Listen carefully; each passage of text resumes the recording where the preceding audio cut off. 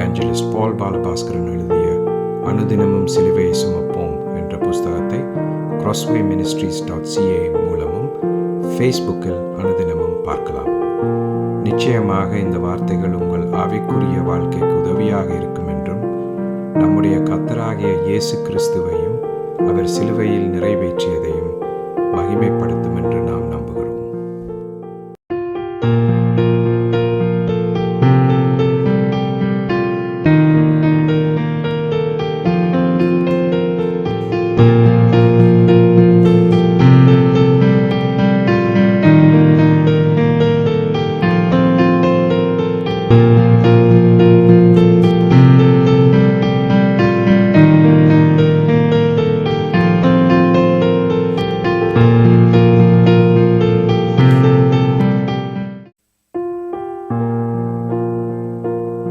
இவாஞ்சலிஸ்ட் பால் பாலபாஸ்கரன் கொடுக்கும் சிலுவையின் செய்தியை கேட்டுக்கொண்டிருக்கும் யாவரையும் இச்செய்தி மூலமாக சந்திப்பதில் பெரும் மகிழ்ச்சி அடைகிறோம்.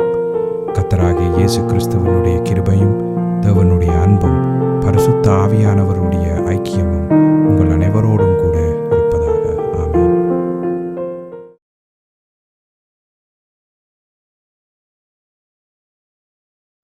நான் இவாஞ்சலிஸ்ட் பால் பாலபாஸ்கரன்.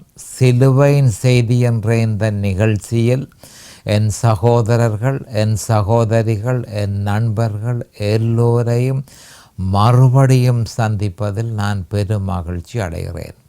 இந்த அருமையான நேரத்தை கர்த்தராகிய இயேசு கிறிஸ்து எங்களுக்கு ஒதுக்கி தந்திருக்கிறார். இந்த நேரத்தில் கர்த்தருடைய வேத வார்த்தைகளை உங்களோடு பகிர்ந்து கொள்வது எனக்கு மிகுந்த சந்தோஷத்தை அளிக்கிறது என்பதை நீங்கள் அறிந்து கொள்ள வேண்டும். கர்த்தருடைய வார்த்தை என சொல்லப்படும் பொழுது அது எந்த காலத்திலும் சிலுவையில் அறையப்பட்ட இயேசு கிறிஸ்துவையே பிரகடனப்படுத்துகிறது என்ற உண்மையை நாம் தெளிவாக அறிந்து அதனை உணர்ந்து அதனை விசுவாசித்து அடிக்கடி அதனை தியானித்து அதனில் பலப்பட்டு அதை உறுதியாக நம்முடைய இருதயத்தில் நிலைநாட்டி வைத்திருக்க வேண்டும். ஏனென்று சொன்னால் பவுல் அப்போஸ்தலர் தெளிவாக நாங்களோ சிலுவையில் அறையப்பட்ட கிறிஸ்துவை பிரசங்கிக்கிறோம் என்று சொல்லியிருக்கிறார். அப்போ அவர் என்ன சொல்கிறார் என்று சொன்னால் அதுதான் சிலுவையில் அறையப்பட்ட இயேசு கிறிஸ்து தான் விசுவாசம், சிலுவையில் அறையப்பட்ட இயேசு கிறிஸ்து தான் சுவிசேஷம், சிலுவையில் அறையப்பட்ட இயேசு கிறிஸ்துவை தான் ரட்சிப்புக்கும், சிலுவையில் அறையப்பட்ட இயேசு கிறிஸ்துவை தான் பரிசுத்தத்துக்கும், சிலுவையில் அறையப்பட்ட இயேசு கிறிஸ்துவை தான் விடுதலைக்கும் நான் பாவிக்கிறேன் என்று சொல்லி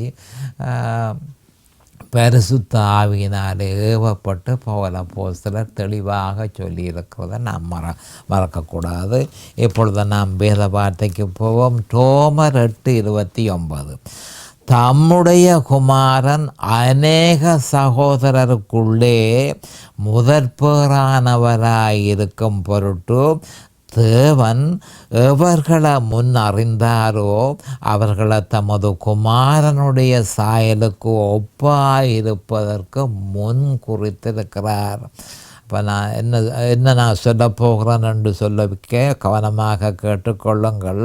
அப்போ ஆண்டவர் எல்லாரையும் முன் அறிந்திருக்கிறார், தெளிவாக சொல்லப்பட்டிருக்கிறது.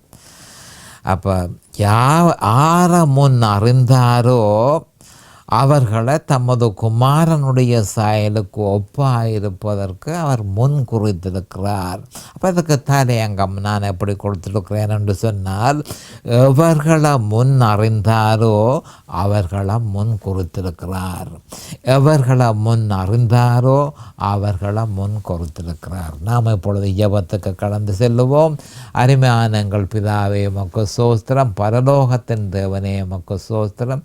உம்முடைய குமாரன் இயேசு கிறிஸ்துவ பலியாக சிலுவையிலே ஒப்பு கொடுத்து அவருடைய விலையேறப்பட்ட இரத்தத்தினால் தேவரீர் நீரங்கள் எல்லோரையும் மீட்டு கொண்டீர். அதற்காக உமக்கு ஸ்தோத்திரம் பிதாவே. இந்த நேரத்தில் இந்த வேத வார்த்தைகளை கேட்டுக்கொண்டிருக்கும் என் சகோதர சகோதரிகள் நண்பர்கள் எல்லோரையும் தேவரீர் ஆசீர்வதித்து அவர்களுக்கு பிரகாசமான மனக்கண்களை கொடுத்து உம்முடைய வேத வார்த்தைகளை அறிந்து கொள்ளக்கூடிய பாக்கியத்தை தேவரீர் கொடுத்தருள வேணுமென்றும் அதே நேரம் அடியேனையும் அபிஷேகித்து அவர்களுக்கு நிதானமான முறையில் போதிக்க உம்முடைய பரிசுத்த ஆவியானவர் அவரே போதகராக இருக்கிறார், அவரே ஆசிரியராக இருக்கிறார், அவரே போதனையை செய்ய வேணும் என்று இயேசு கிறிஸ்துவின் நாமத்தினால் கேட்டுக்கொள்கிறேன் பிதாவே. ஆமேன் and amen and amen. Hallelujah, hallelujah, hallelujah. Thank you Jesus, thank you Jesus. அப்போ கடந்த செய்தியில் நான் உங்களுக்கு சொல்லியிருந்தேன், முன் அறிந்தவர்களைத்தான் முன்குறித்தால் எவனும் தனக்கு இருந்த உரிமை மறக்கப்பட்டதென்று சொல்வதற்கு நிச்சயமாக இடமுண்டு. முன் அறிந்தவர்களைத்தான் குறித்தால் எவனும் மீட்பின் திட்டத்தை சுவிசேஷமாக கேட்கக்கூடிய வாய்ப்பு தனக்கு மறக்கப்பட்டதென்று தேவனை குற்றம் சாட்ட இடமுண்டாயிருக்கிறபடியினால் தேவன் எல்லாருக்கும் சந்தர்ப்பம் கொடுத்தார், எல்லாருக்கும் சந்தர்ப்பத்தை கொடுத்தார். ஏனென்று சொன்னால் மனுஷன், அதாவது அவன் உண்மையிலே என்ன மாதிரி என்று சொன்னால் அவன் கடைசி வரையும் கர்த்தராகிய இயேசு கிறிஸ்துவை ஏற்றுக்கொள்ள மாட்டான் என்று தெரிந்தாலும் தேவன் என்ன செய்கிறார் என்று சொன்னால் அவனுக்கும் சுவிசேஷம் கொடுக்கப்பட வேணும்.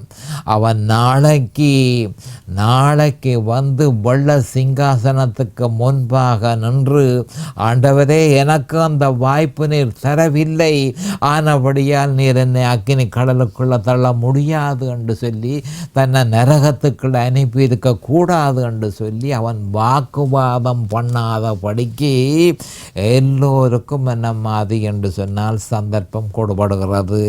ஆனால் தெரிவு, இதுதான் முக்கியமான பாயிண்ட், தெரிவு மனிதனிடமே விடப்படுகிறது.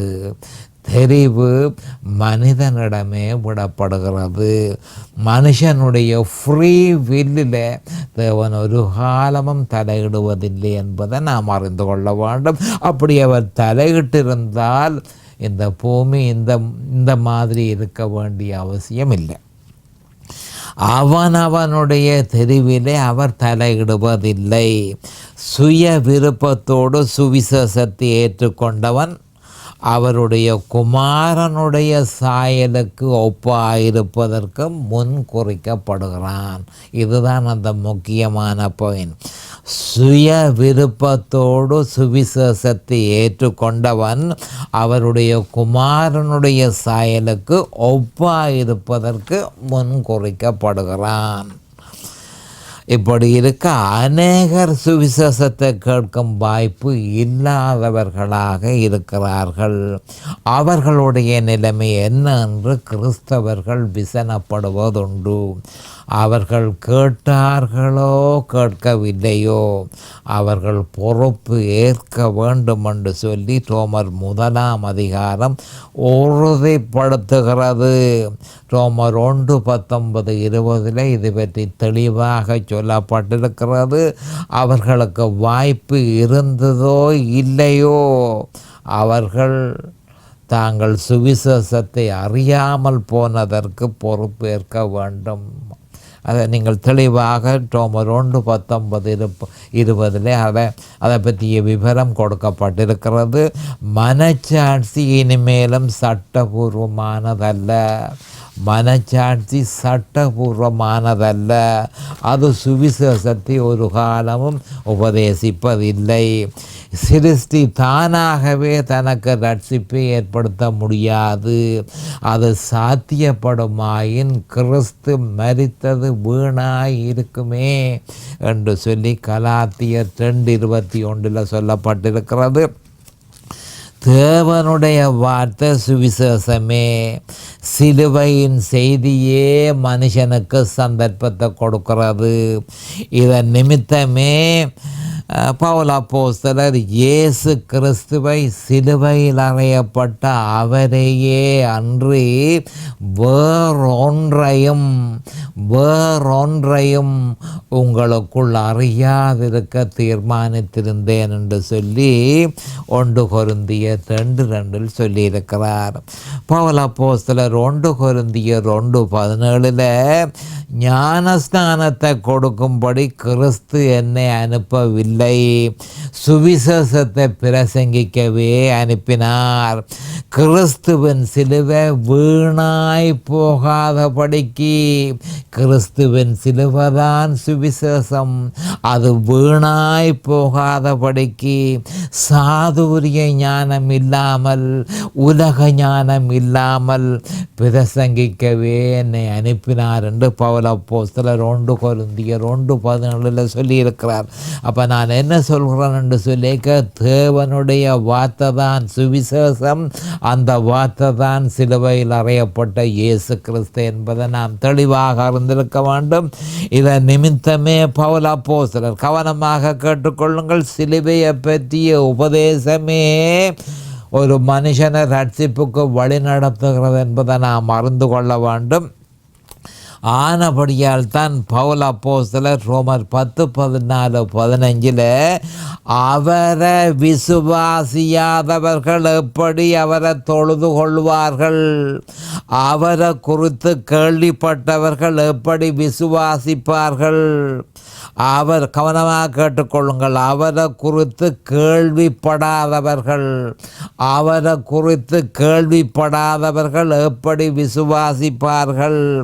பிரசங்கிக்கிறவன் இல்லாவிட்டால் எப்படி கேள்விப்படுவார்கள். பிரசங்கிக்கிறவன் இல்லாவிட்டால் எப்படி கேள்விப்படுவார்கள். அனுப்பப்படாவிட்டால் எப்படி அவர்கள் பிரசங்கிப்பார்கள். சமாதானத்தை கூறி நற்காரியங்களை சுவிசேஷமாய் அறிவிக்கிறவர்களுடைய பாதங்கள் எவ்வளவு அழகானவைகள் என்று எழுதியிருக்கிறதே என்று சொல்லி பவுல் அப்போஸ்தலர் ரோமர் 10:14-15 தெளிவாக சொல்லியிருக்கிறார். அப்போ இதன் மூலம் பிரசங்கத்தினுடைய முக்கியத்துவத்தை பற்றியும் சுவிசேஷத்தினுடைய தாற்பயத்தை பற்றியும் தெளிவாக பவுல் அப்போஸ்தலர் ரோமர் 10:14-15 கூறியிருக்கிறத நாம் கவனத்துக்கு எடுத்துக்கொள்ள வேண்டும். ஆனாலும் அந்த சுவிசேஷம் ராஜ்யத்தின் சுவிசேஷமாக இருக்க வேண்டும். ராஜ்யத்தின் சுவிசேஷமாக மத்தேயு 24:14 சொல்லப்பட்டிருக்கு. ராஜ்யத்தின் சுவிசேஷமாக இல்லையா இருந்தால் அதாலே ஒரு பிரயோசனமும் இல்லை என்று ஆண்டவராகிய இயேசு கிறிஸ்து சொல்லியிருக்கிறார் மத்தேயு 24:14. அந்த சுவிசேஷம் என்ன என்பதை பவுல் அப்போஸ்தலர் மிகவும் சுருக்கமாக பின்வருமாறு வெளிப்படுத்தியிருக்கிறார். 1 கொரிந்தியர் 2:2 இயேசு கிறிஸ்துவை சிலுவையில் அறையப்பட்ட அவரையே அன்றி வேறொன்றையும் உங்களுக்குள் அறியாதிருக்க தீர்மானித்திருந்தேன். அப்போ நீங்கள் அறிய வேண்டியது இயேசு கிறிஸ்துவை அறிய வேணும். இந்த இயேசு கிறிஸ்து உங்களுக்காக சிலுவையில் என்ன செய்தார் என்பதை அறிய வேணும். அதுதான் சுவிசேஷம். அதை தவிர வேறு ஒன்றும் நீங்கள் அறியக்கூடாது என்று சொல்லி 1 கொரிந்தியர் 2:2 தெளிவாக சொல்லியிருக்கிறார். அடுத்ததாக இதனை நடைமுறைப்படுத்துவது எப்படி என்பதனை நம்முடைய ஆண்டவராகிய இயேசு கிறிஸ்து லூக்கா 9:23 கூறியிருப்பது மட்டுமல்ல, அதனை நடைமுறைப்படுத்தாவிட்டால் நீங்கள் என்னுடைய சீஷர்களாக இருக்க முடியாது என்பதை லூக்கா 14:27 வலியுறுத்தி இருக்கிறார். முழு உலகமும் அறுவடைக்கு தயாராக இருக்கிறது. மறுபடியும் சொல்லுகிறேன், முழு உலகமும் அறுவடைக்கு தயாராக இருக்கிறது. மத்தேயு 9:37-38 அவர்கள் சுவிசேஷத்தை கேட்காவிட்டால் அவர்கள் காணாமல் போய்விடுவார்கள். அவர்கள் சுவிசேஷத்தை அறியாவிட்டால் அவர்கள் காணாமல் போய்விடுவார்கள் என்பதை நாம் அறிந்து கொள்ள வேண்டும். அவர்கள் தம்மை தாமே ரட்சிக்க முடியுமானால் அவர்களுக்கு பிரசங்கம் தேவையில்லை, அவர்களுக்கு சுவிசேஷம் தேவையில்லை, அவர்களுக்கு ஊழியக்காரர் தேவையில்லை, அவர்களுக்கு சபைகள் தேவையில்லை. கலாத்தியர் 2:20 தம்மால முடியுமாய் இருந்தால் கிறிஸ்து இந்த பூலோகத்துக்கு வந்து மரிக்க வேண்டிய அவசியம் இல்லை. அப்போ சுவிசேஷம் துன்மார்க்கருக்கு கொடுக்க வேண்டும், சிலுவையின் செய்தி நீதிமான்களுக்கு கொடுக்க வேண்டியதாக இருக்கிறது. மறுபடியும் சொல்லுகிறேன், சுவிசேஷம் துன்மார்க்கருக்கு. யார் இந்த துன்மார்க்கர்? சிலுவையில் அறையப்பட்ட இயேசு கிறிஸ்துவை ஏற்றுக்கொள்ளாத எந்த மனுஷனும் துன்மார்க்கன் என்று சொல்லி முத்திரை குத்தப்படுகிறான்.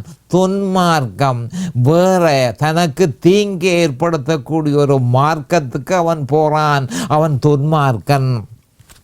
அப்போ துன்மார்க்கனை திருப்பி கொண்டு வருகிறதுக்கு அவனுக்கு நற்செய்தி, தேவனுடைய நற்செய்தி, கிளாட் டைடிங்ஸ் அவனுக்கு கொடுக்க வேணும் என்று சொல்லி ஆண்டவர் சொல்லுகிறார். அதே மாதிரி நீதிமானுக்கும் வந்து சிலுவையின் செய்தி அவசியமாக இருக்கிறது. ஏனென்றால் ஜெயம் கொண்ட கிறிஸ்தவ வாழ்க்கையை அவன் வாழுகிறதற்கு அவனுக்கு சிலுவையின் செய்தி அவசியமாக தேவையாக இருக்கிறது. அப்போ அதில் தவறுவோமா உன்னிடத்தில் கவனமாக கேட்டுக்கொள்ளுங்கள். அதில் தவறுவோமாயின் அந்த இரத்த பழியை உன்னிடத்தில் கேட்பேன் என எசேக்கியேல் 3:17-18 தெளிவாக சொல்லப்பட்டிருக்கிறது. கவனமாக கேட்டுக்கொள்ளுங்கள். மிக முக்கியமானது, ஊழியக்காரர்களுக்கு மிக முக்கியமானது, கிறிஸ்தவர்களுக்கு மிக முக்கியமானது. அதாவது உங்களோட துன்மார்க்கருக்கு நீங்கள் சுவிசேஷத்தை கொடுக்க வேண்டும். அது மட்டுமல்ல, நீதிமான்களுக்கு நீங்கள் சுவிசேஷத்தை கொடுக்க வேணும் என்று சொல்லி தெளிவாக சொல்லப்பட்டிருக்கு. அப்போ எசேக்கியேல் 3:17-18 மனுபுத்திரனே உன்னை இஸ்ரவேல் வம்சத்தாருக்கு காவலாளனாக வைத்தேன். வாட்ச்மேன், ஒவ்வொரு போதகனும் வாட்ச்மேனாக இருக்கிறான். வாட்ச்மேன், வம்சத்தாருக்கு காவலாளனாக வைத்தேன். நீ என் வாயினாலே வார்த்தையை கேட்டு, வேறு ஒரு வார்த்தை உனக்கு வேண்டாம், என் வாயினால வந்த வார்த்தை என்ன என்று சொல்லி நீ அதை கேட்டு என் நாமத்தினால, இயேசு கிறிஸ்துவின் நாமத்தினால அவர்களை எச்சரிப்பாயாக. சாகவே சாவாய் என்று நான் துன்மார்க்கனுக்கு சொல்லுகையில் நீ துன்மார்க்கனை தன் துன்மார்க்கமான வழியில் இராதபடிக்கு எச்சரிக்கும்படியாகவும் அவனை உயிரோடே காக்கும்படியாகவும் உனக்கு ஒரு கடமை இருக்கு. அந்த துன்மார்க்கனை உயிரோடு காக்கிற ஒரு கடமை ஒன்று இருக்கு. அப்போ அவனை எச்சரி. அப்போ எச்சரிக்கும்படியாகவும் அவனை உயிரோடே காக்கும்படியாகவும் அதை அவனுக்கு சொல்லாமலும் நீ அவனை எச்சரிக்காமலும் இருந்தால் அந்த துன்மார்க்கன் தன் துன்மார்க்கத்திலே சாவான். அவன் தெத்தப்படியையோ உன் கையில் கேட்பேன் என்று சொல்லி ஆண்டவர் சொல்லியிருக்கிறார். அப்போ யார் தேவனை ஏற்றுக்கொள்வார்கள் என்பதை அவர் முன்கூட்டியே அறிந்திருந்தும் மனுபுத்திரர் எல்லாருக்கும் சந்தர்ப்பம் கொடுக்கப்படுகிறது. அடுத்ததாக முன் குறித்திருக்கிறார் என்ற சொற்றொடரையும் அதன் தாற்பயத்தையும் சற்று விவரமாக பார்ப்போம். முன் குறித்திருக்கிறார் என்ற சொற்றொடரை சரியான முறையில் அர்த்தம் கொள்ளாமல் தவறான முறையில் அர்த்தம் கொண்டு அதிலிருந்து எழும்பின உபதேசமாகிய நிபந்தனையற்ற நித்திய பாதுகாப்பு, அன்கண்டிஷனல் எட்டர்னல் செக்யூரிட்டி, அப்போ இந்த நிபந்தனையற்ற நித்திய பாதுகாப்பு. அப்போ இந்த உபதேசத்தின் மூலம் பல்லாயிரக்கணக்கான கிறிஸ்தவர்கள் நரகத்துக்கு சென்றிருக்கிறார்கள் என்பதை நாம் அறிந்து கொள்ள வேண்டும்.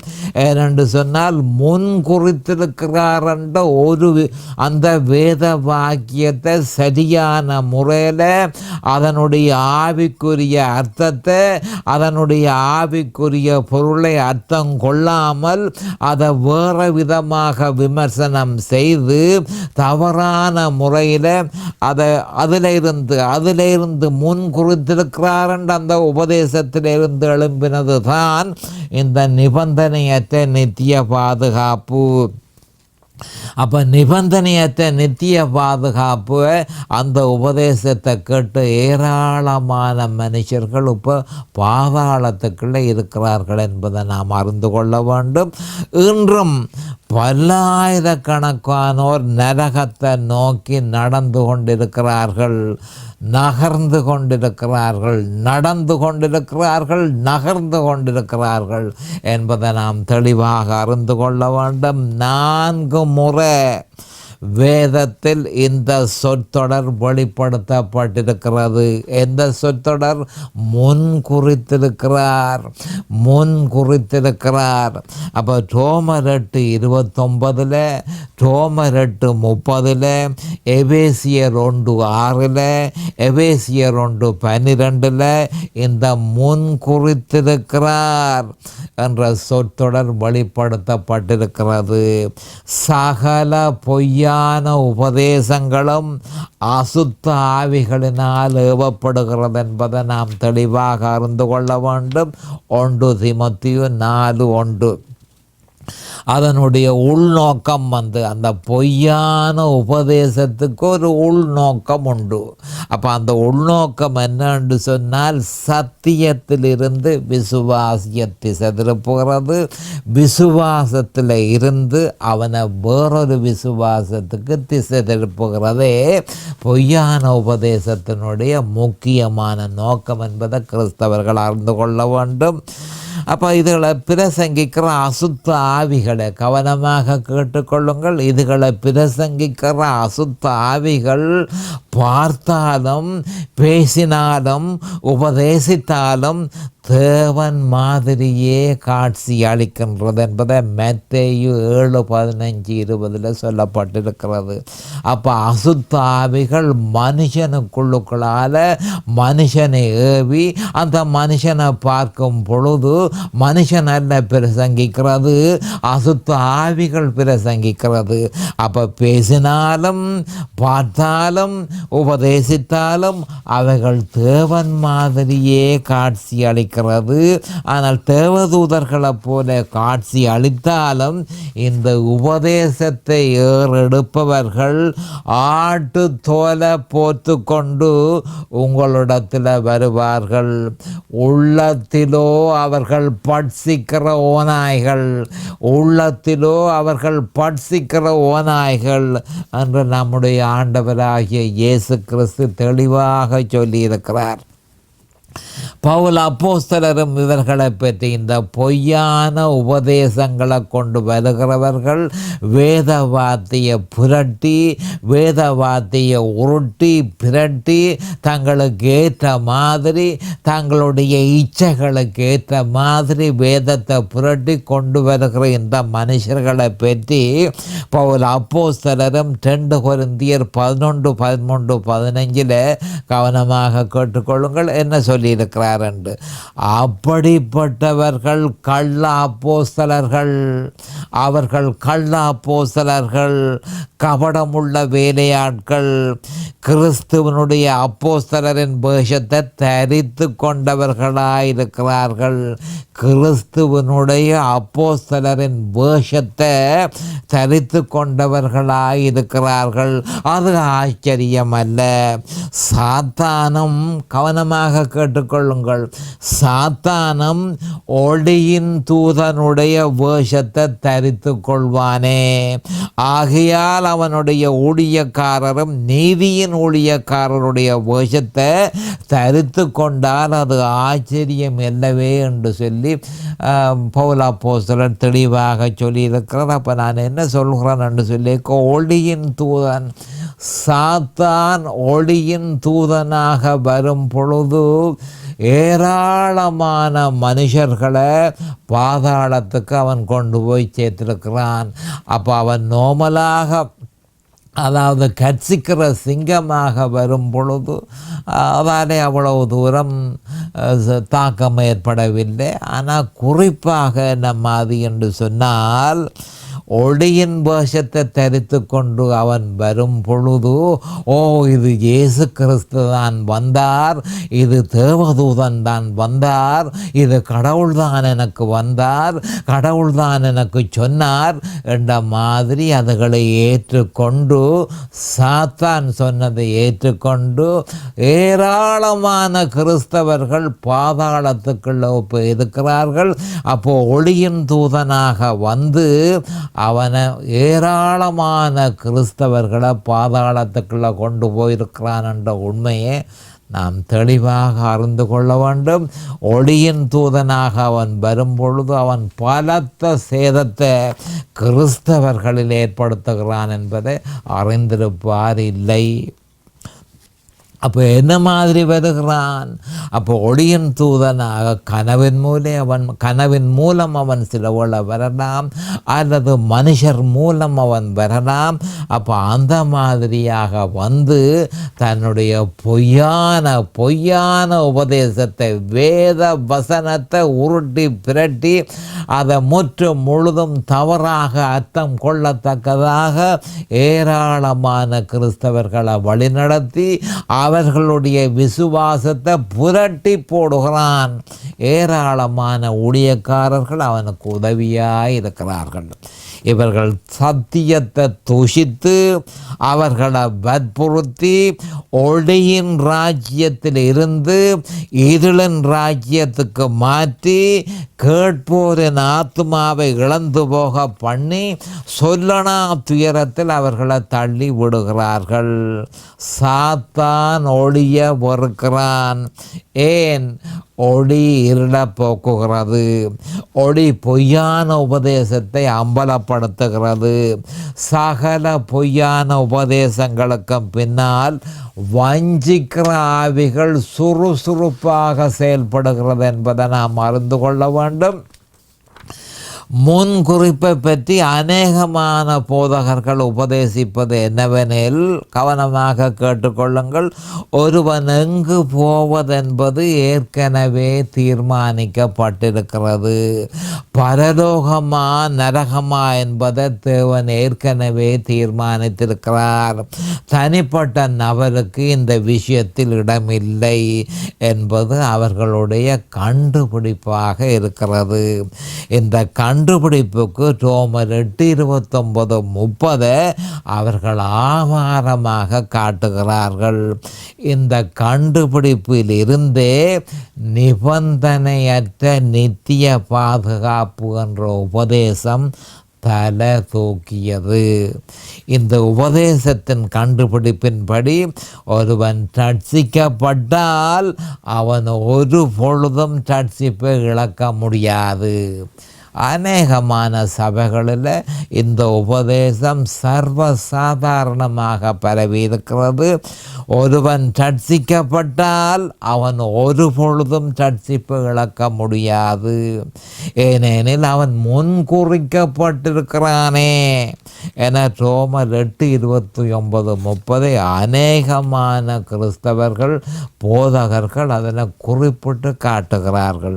இது ஒரு துணிகரமான பொய் என்பதனை நாம் தெளிவாக அறிந்து கொள்ள வேண்டும். இதனை நம்பி பல்லாயிரக்கணக்கானோர் இப்பொழுது நரகத்தில் சங்கமித்திருக்கிறார்கள். எண்ணில் அடங்காதோர் நரகத்தை நோக்கி அண்மித்த வண்ணமாய் இருக்கிறார்கள். அநேக கிறிஸ்தவ மார்க்கங்களும் சபைகளும் இதனை நம்பி இன்னும் உபதேசித்து கொண்டிருக்கிறத காணக்கூடியதாக இருக்கிறது. ஏராளமான சபைகளில் இந்த முன்குறித்தோர் என்ற உபதேசம், மற்றது நிபந்தனையற்ற நித்திய பாதுகாப்பு, அந்த உபதேசம் சர்வசாதாரணமாக பரவி இருக்கிறது. ஏனென்று சொன்னால் எவன் நரகத்துக்கு போகிறான், எவன் பரலோகத்துக்கு போகிறான் என்பது முன்குறிக்கப்பட்டிருக்கிறதே. ஆனபடியால் மனுஷனுக்கு இடமில்லை என்று சொல்லி அவர்கள் சொல்கிறார்கள். இப்பொழுது நேரம் சமீபமாகிவிட்டது. அடுத்த செய்தியில் இன்னும் விவரமாக பார்ப்போம். அதுவரைக்கும் கர்த்தராகிய இயேசு கிறிஸ்துவின் நாமத்தினால் நான் உங்களை ஆசீர்வதிக்கிறேன். அவருடைய கிருபையும் அவருடைய இரக்கமும் உங்களுக்கு தாராளமாக கிடைப்பதாக. இயேசுவின் நாமத்தில் பரிசுத்த பிதாவே, ஆமேன் அண்ட் ஆமேன் அண்ட் ஆமேன். இந்த சிலுவையின் செய்தியை கேட்பவர்கள் அதன் ஆவிக்குரிய பலனை பூரணமாக அடைய வேண்டும் என்பதே நம்முடைய பிரார்த்தனையாகும். தொலைபேசி மூலம் தொடர்பு கொள்ள விரும்புவோர் 647-465-1224 மூலமும், இமெயில் மூலம் தொடர்பு கொள்ள விரும்புவோர் paulbalabaskaran@gmail.com மூலமும் தொடர்பு கொள்ளலாம்.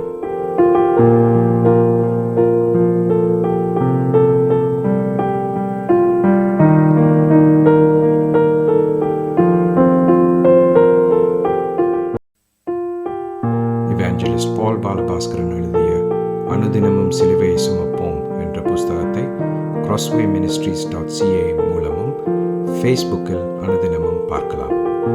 நிச்சயமாக இந்த வார்த்தைகள் உங்கள் ஆவிக்குரிய வாழ்க்கைக்கு உதவியாக இருக்கும் என்றும், நம்முடைய கர்த்தராகிய இயேசு கிறிஸ்துவையும் அவர் சிலுவையில் நிறைவேற்றியதையும் மகிமைப்படுத்த